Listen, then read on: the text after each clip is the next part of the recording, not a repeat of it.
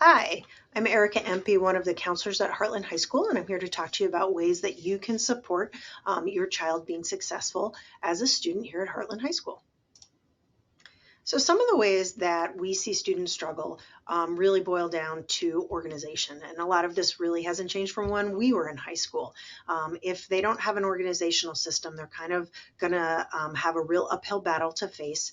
And I don't know about your children, but I know my own children at 14 and 15 years old were kind of an organizational disaster. Pretty forgetful, pretty spacey, add in social media and phones and all of that. And it just really is a recipe for not being successful. At the high school, your child will have homework. Many of our classes, the teachers say that they build in time at the end of the period so that if a student is using their time wisely, they can get a lot of their homework at least started at the end of the school day. But then there are some subjects, math, science, heavy subjects, that your child's going to have homework and they are going to need to turn that in.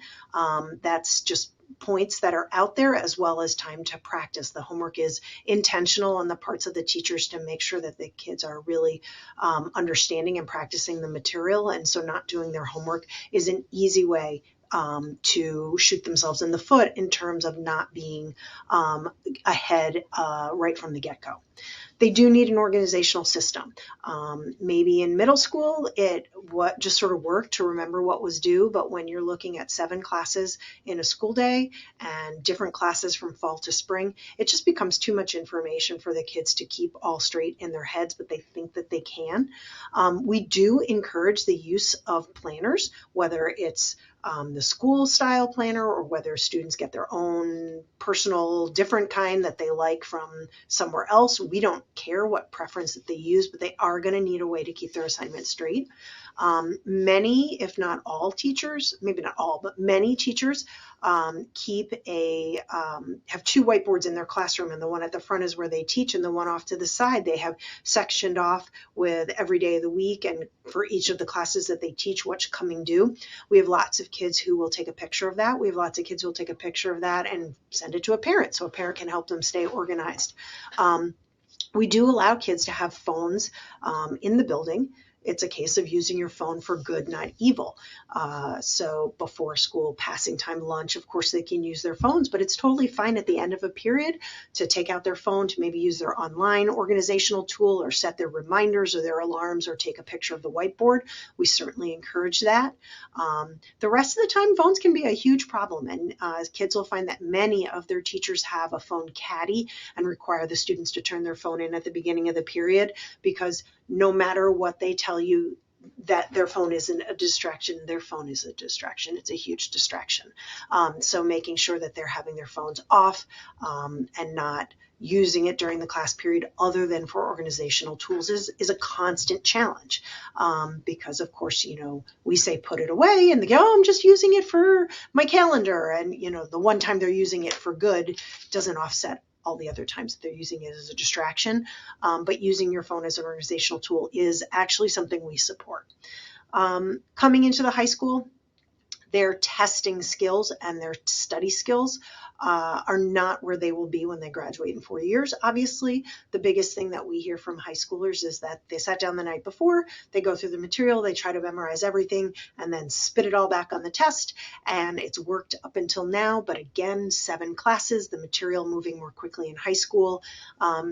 Your student needs to be breaking that testing up over a number of days leading into the exam. And the kids don't just naturally know or understand that or want to put in that kind of effort. And that goes back to that homework bullet. That homework isn't necessarily the assigned work. Homework is, I have a test on Thursday, and as a responsible student, I might be studying a little bit on Monday, a little bit on Tuesday, a little bit on Wednesday, or a lot on Wednesday to then be ready for Thursday. That's not a natural skill for incoming 9th graders. That's an acquired skill and something that you can definitely support them.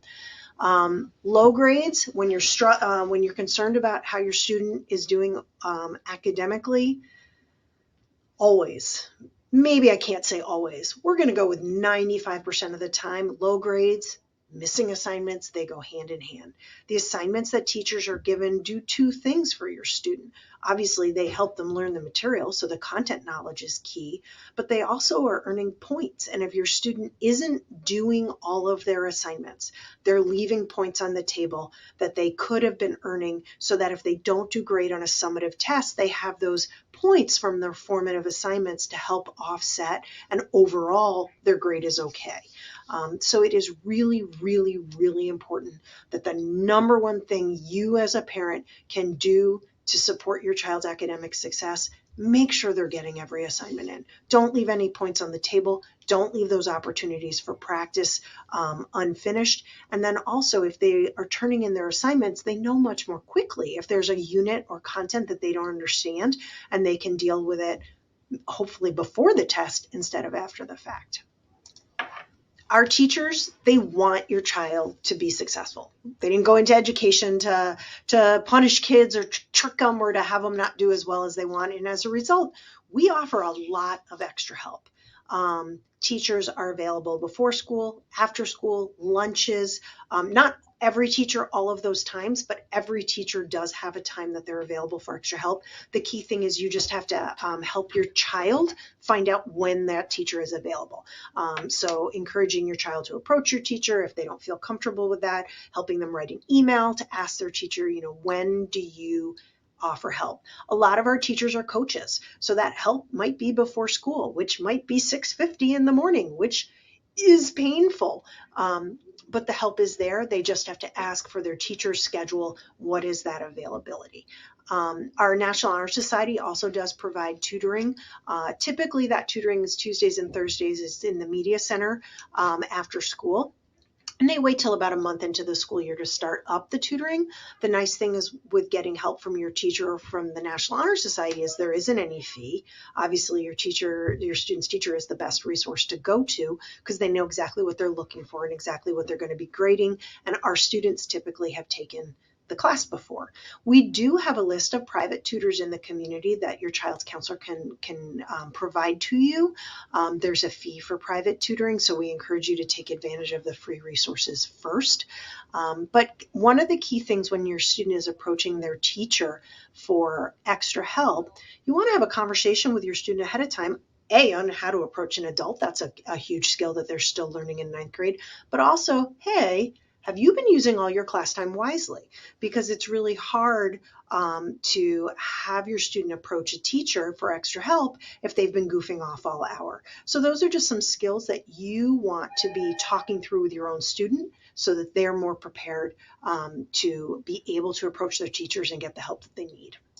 Continuing on with that idea of advocating for themselves, your student is going to come into this building as a middle schooler, and we are hoping that they leave this building in 4 years with the skills that they need to be a successful independent adult. And a lot of that skill is skill set is being able to advocate for themselves and approach the people that they need to get help from. And that's something that's tough. Kids can be very anxious, especially if it's not something that they have done before. And so supporting your child through the process of learning how to feel comfortable approaching adults is really important. This chart gives you an idea. We want the student to start ideally advocating for themselves. So starting by looking in their own Google Classrooms, in their own Student Connect portal, seeing if the information that they need is available there. In the Google Classroom, the teacher probably has posted copies of assignments that maybe they missed because they were out sick, or the calendar of upcoming events, so they can find that information and that resource on their own. If they can't find what they need, or if they're having a problem, then approaching their teacher, whether that's in person, sending them an email, to be able to have that communication. If that doesn't go well or they're still having a problem, the counseling office would be next, and ultimately speaking to an administrator if necessary. For you as a parent, the process is really the same, although the first step is communicating directly with your student, asking them a lot of really good questions, and then looking into your electronic supports as well. Google Classroom has become the platform pretty much across the board, and our teachers do typically provide parents with a parent code to the Google Classroom so that you can see the calendar, you can see upcoming assignments, you can help your child find copies of notes or an assignment they were missing, just electronically having that available to you and helping your child maybe navigate that, hey, let's look through your Google Classroom together and see if we can find it before reaching out to the teacher. Then reaching out to the teacher, if you have a problem, the counselor and the administrator. A lot of times parents will call the counselor with questions about something that happened in class. And we don't intentionally mean to be unhelpful, but the teacher is really going to be your best resource because we're just simply not in the classroom. And every teacher has their own grading style, their own system of weighting assignments, what's worth more, what's worth less, how quickly they get things graded and turned back to you. So going to the teacher is really, as a parent, going to be your primary resource. That's going to be the one that you reach out to the most. One of the most common questions that we get from parents in the counseling office is when their student comes home upset about something that went on in class. Maybe they're feeling frustrated with getting information from a teacher. Maybe there was an interaction between them and a teacher that they feel didn't go fairly, or that their teacher was upset or mad at them. I encourage parents, keep in mind how many times you've had a disagreement with your student at home, and when you're talking with them afterwards and they say what they thought you said and you're thinking, I didn't say that. That is not at all what I said. How on earth did I say A, B, and you came up with X, Y, Z? Welcome to the teenage brain. You are sending that same child, teenage brain to their classes. They have the same kind of interactions with their teachers, and they come home and they tell you all about something horrible that went on. And when you call the teacher and say, hey, what went on? The teacher is like, wait, they think I said what? No, that is not at all what happened. So there are, two adults or two people in every interaction, whether that be at home or at school, and all of the things that frustrate you about your child at home, please remember they bring that to school too. And definitely I would encourage you, if you have a situation that your student is upset, reach out to the teacher first and find out what they went on. Typically that resolves the situation. If it doesn't, of course, call the counseling office, and if necessary, we would involve administration. But it is amazing how well things can be resolved just with a conversation between the parent and the teacher when the student is upset. So what can the counseling office be of assistance? How can we assist your students? We do a lot of things in our office. One of the big things to encourage your child to be aware of is that we provide academic guidance, we provide career and college guidance, and we also do personal counseling. So we do support students with kind of some of the day-to-day ins and outs, the stressors that happen, of course, during the school day. We don't provide, weekly regular therapy. That's not our role in the counseling office, although we certainly help get students connected with people in the community. But we do a lot of personal counseling, kind of reactionary counseling in the moment. Kids have had something go on, boyfriend, girlfriend, or they have trouble with a teacher, things like that. They're upset about something. That happens a lot. They come down and see us. In addition, we do offer group counseling every semester. We offer quite a few different educational support groups. The focus on those groups is always supportive, skill building. We have typically a curriculum that we're trying to support our students with, whether it's making good decision making, or they have things going on in their family, or stress management. Anxiety is a huge issue. We do a lot of groups regarding skills for managing anxiety and depression emotions, but all of our groups are educational, and they do run typically both semesters.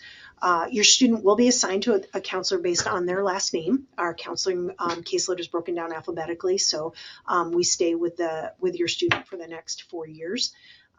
And they can make their own appointments to come see us. All of the counselors have QR codes that allow the students to sign up to see their counselor, whether it's to make a direct appointment or email for an appointment. Each counselor is a slightly different system, but those codes are available right on the glass windows on the front wall of the counseling office. They can just scan them and make their own appointments to see their counselors as needed. And in addition, a huge thing that we do is we track student academic progress. And so if nothing else is going on, at an absolute minimum, your child will meet with their counselor every February for an academic overview meeting and to discuss their course selections for the following year. So that happens in grades 9, 10, and 11. 8th graders have so many, incoming 9th graders rather, have so many just standard core requirements that these videos serve as the vehicle to get out a lot of information regarding scheduling and course selections. But every year after that, they will have a credit check meeting individually with their counselor and kind of review their course selections for the following year. In addition, in the counseling office, we manage a lot of other things. We keep ourselves very busy in our office. So, of course, we're managing student schedules and making sure that they're getting the classes that they're hoping for. Absolutely the requirements, and of course, hoping for all of their first choice electives, which we work very hard to get as many as possible. Like I said, we do help kids with their college applications, their career and college planning. We process college applications and we help them understand the process for applying to both 2-year schools, 4-year schools, trade schools, but also the military and apprenticeship programs as well. And we do have a lot of college representatives and military visits that we organize through our office. We help students that are thinking about being college athletes make sure that they're taking the classes they need to be either NCAA or NAIA eligible. We run some information programs about financial aid for post-secondary education, so post-high school education. We manage a lot of community scholarships, publicizing them and making sure students can apply for them. And then any foreign exchange students, we also are helping them with their programs. So we certainly keep ourselves busy in the counseling office. We are really looking forward to helping your students become successful high school have successful high school careers, and we are looking forward to them joining us next year. If you have any questions after this presentation, there are a few more breakout sessions that are posted on the incoming 9th grade website, and of course your child's counselor is always available to answer any questions by email or phone call. Thank you.